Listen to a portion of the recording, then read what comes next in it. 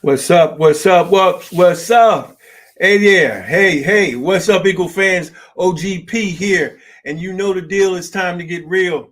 You see the ticker and you see the thumbnail on the title. So you know it's time to go with one more video. I'm going to ask you to do me a favor and to like and share and hit the subscribe button and also hitting the notification bell. So as we need to grow this channel, there's a lot of channels out there now getting ready for this coming season. And a lot of Eagle fans are out there doing their thing because they understand and they see what we have to offer this coming football season. I'm excited about it. And I know a lot of Eagle fans are out there excited too. You know what? You see the thumbnail. You see the ticker underneath the page. So listen, let's talk about it. Let's talk about it. You know, a lot of folks keep talking about, Jalen Hurts has a lot of pressure on him. He's on the hot seat. If he doesn't get it done this season, he's done in Philly. I mean, it's not even realistic. Okay, all right, he's not a first round draft choice. He's a second round. But listen, you're going to tell me that a second round is only going to get 3 years? 3 years to prove himself? And every year that he's played, he's improved. So why would they just get rid of him and throw up their hands? Because there's some rookies that's coming out of college? Well, there's nothing saying that they're going to be better than Jalen either. So I think it's better to know what you have as opposed to not knowing what you have when you get a new commodity. I don't know, but the truth of the matter is, I don't believe Jalen Hurts is the one that's under the most pressure. I don't believe Jalen Hurts is the one that's on the hot seat. Jonathan Gannon is on the hot seat. And I mean, let's just think about it. I mean, it's logical. It doesn't even take, a rocket scientist to understand that JG is on the hot seat. Now, first of all, we saw what he did last year. We saw how he played and how he moved the pieces around last year. And most of us would agree we weren't happy with it. We weren't happy with him allowing so many quarterbacks to throw for over 80%. That's unheard of. And that shows a lack of ingenuity. It shows a lack of what I see is a lack of heart and a lack of confidence in the people that are playing for you. Someone may see it a little different. That's fine too. But the bottom line is we need him to do something different this year, especially when you look at the fact that here's a guy who was vying for a head coaching position this year. People were looking at him to be a head coach. And I don't get it. I don't get where he gets to be considered for a head coach position when you got the offensive coordinator at Kansas City who can't even get an interview when he's won a Super Bowl. And here's Gannon who barely, he let at least 6 quarterbacks throw for 80%. That's unheard of. But yet here we are again. It's another season. It's another opportunity. Here's a guy who's got to show some things that if he's going to go and get a head coaching position next year after this season, then he's got to show some things. I think he's going to have to show that he can lead a quality defense. He's got to lead a quality defense. I believe we were 8-9 last year, which is good, considering that I think that we could have done a lot better than we did if we'd have played a little bit more pressure defense at times and mixed things up. But people give him a pass saying that the talent was not there. Well, the talent's not there. It's the talent that those guys picked. You picked them and you put them in a position, so you got to make it work. That's your job, to make it work. But anyway, the bottom line is, here's a guy who's looking for a head coaching position. You're going to have to show some things this year that supersedes. See, we're talking about Jalen Hurts got to show some things more than he showed last year. Well, so does Jonathan Gannon. Gannon's got to show more than he showed this past season in order for, I think, to get a head coaching position. If that's what he wants, still, I don't even see how he can be considered with the season that he gave us last year. But hey, it's not always what you know is who you know, right? But the bottom line is, here's a guy this year who's got equipment. He's got tools, right? He's got some of the best tools that we've had in over a decade. I'm talking about we've got some players here now that if he can't make it work with these players, how is he going to make it work with players of a whole team? But he's got Jordan Davis. Jordan Davis is an Outland Trophy winner. He's a Bednarik Award winner, saying that he's the top lineman. He's his top defensive player. This guy is not just a run-of-the-mill defensive lineman. You've got pedigree. This young man's got pedigree. He's come from Georgia. He's got the ability to do some really, really special things. And it's up to the coach to bring those things out, to put him in the position that's going to best cause him to be able to shine. That's a coach's job. You're supposed to look at and analyze his strengths and weaknesses, right?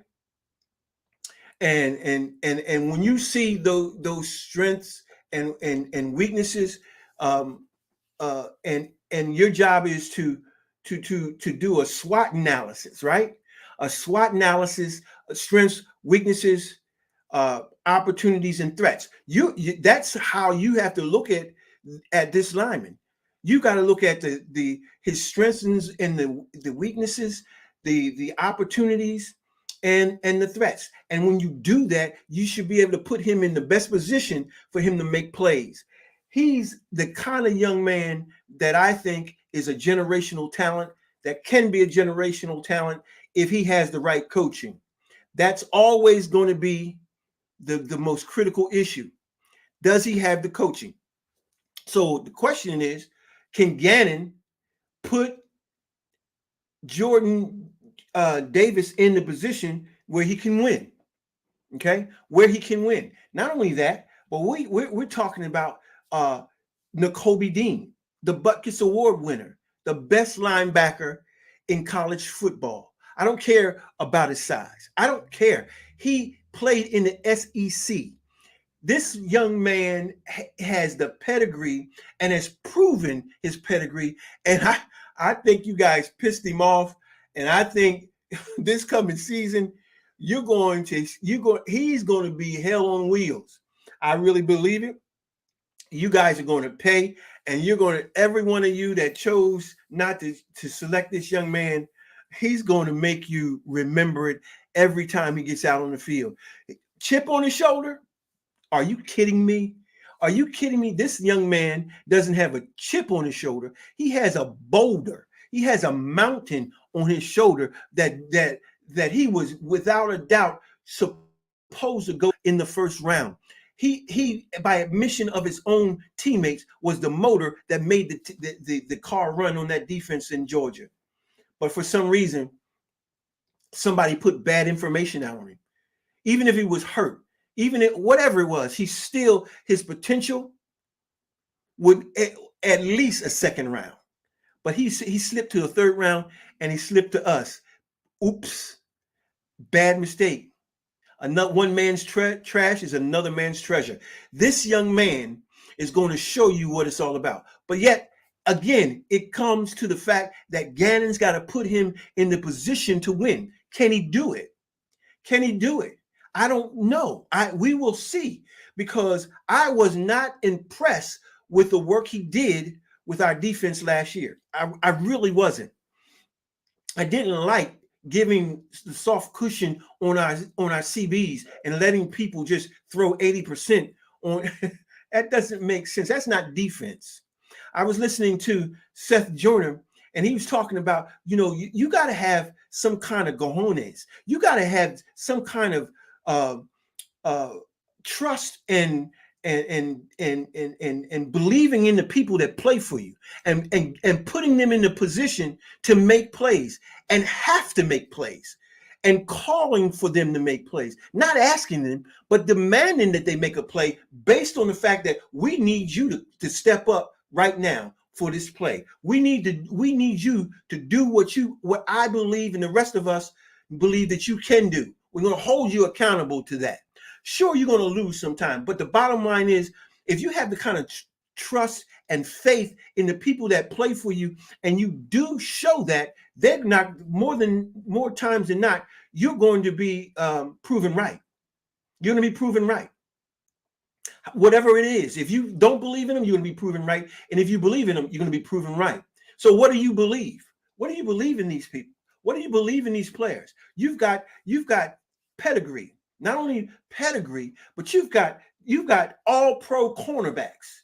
You got cornerbacks that are 1 and 1A, CB1 and CB1A, and people wanted to try to say, they're not going to be that good. Watch our cornerback play.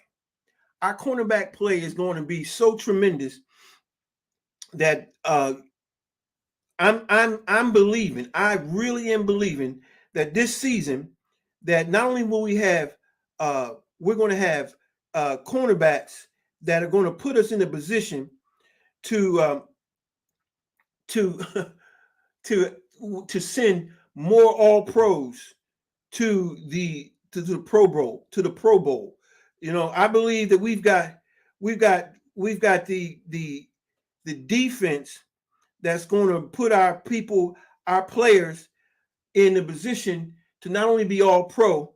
Well, you got Bradbury and you got Slay, who are, if not without question, some of the top cornerbacks in the NFC East. And if not in the NFC East, not just in the NFC East, but in the NFC, in the conference. And if not also in the conference, I think top in the NFL. So we've got to play these guys like we believe them. Gannon's got to play them like he believes that they are top flight cornerbacks, and I believe he will. He better do that this year. We've got to do better in press coverage. We've got to do better in blitz packages, because we got two people that I think Kaiser White is, who led the Chargers in tackling last year. He led them in tackling. And if he led them in tackling, well, that says a lot relative to them being able to make tackles. I think we have the best linebackers that we have ever had since I can remember. I can't remember us having these type of linebackers on our team. So it's important that not only we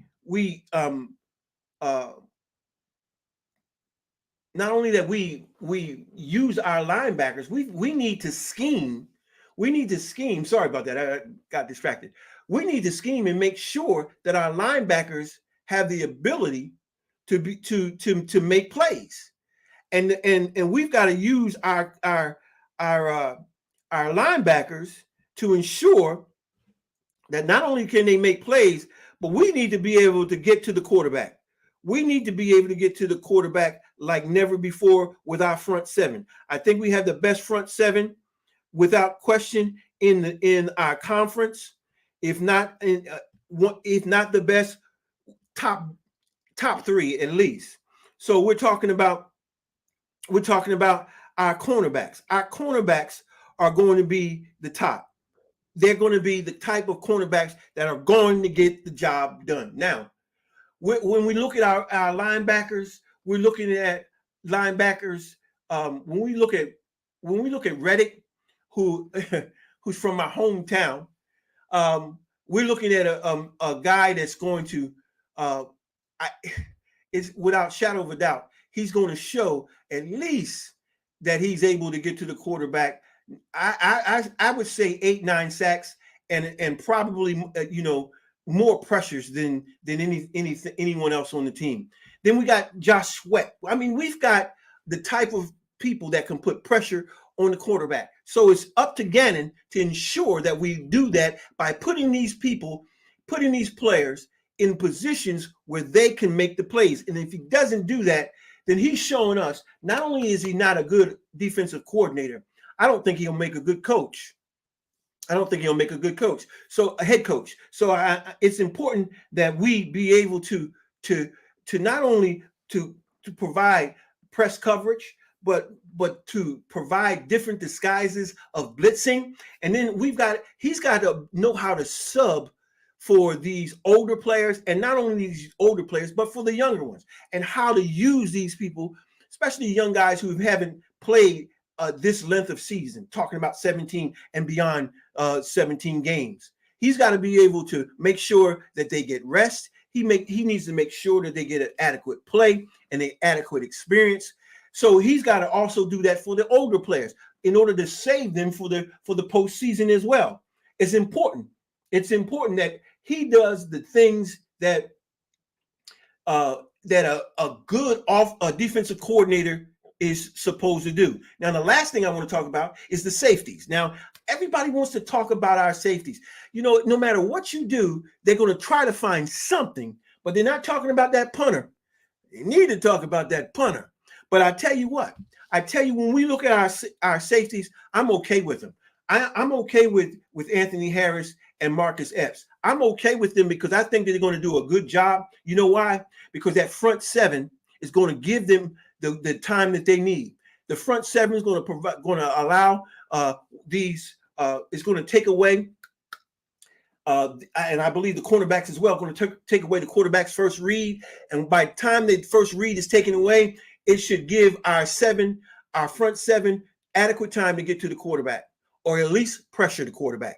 And that means that our safety should be good to go. They should be adequate enough to provide the type of play that we don't have to worry about it. But people are going to continue to look at weaknesses, trying to find a weakness. And so now our weaknesses are our safeties.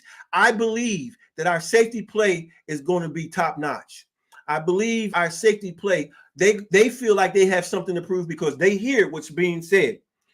So I'm excited about us moving forward. I'm excited about us moving, and I believe, as I already said, that we're going to win 13 games this year. That's right, 13-4. 13-4. I said it.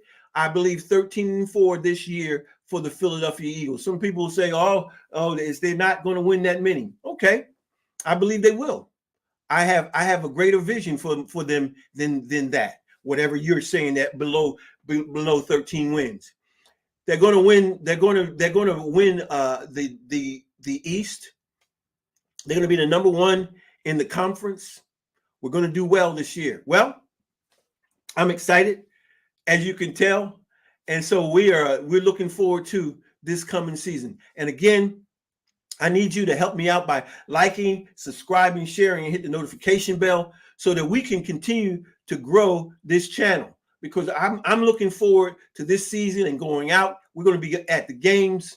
Even though I'm in DC, I'm glad, and I'm a Delaware Valley native, off from birth until joining the military. So actually before going to college. So I'm excited about our team, and I've been a fan all my life. So I'm looking forward to what we're going to do this coming season, and I hope you are too. So until the next time we come together, this is OGP, and peace.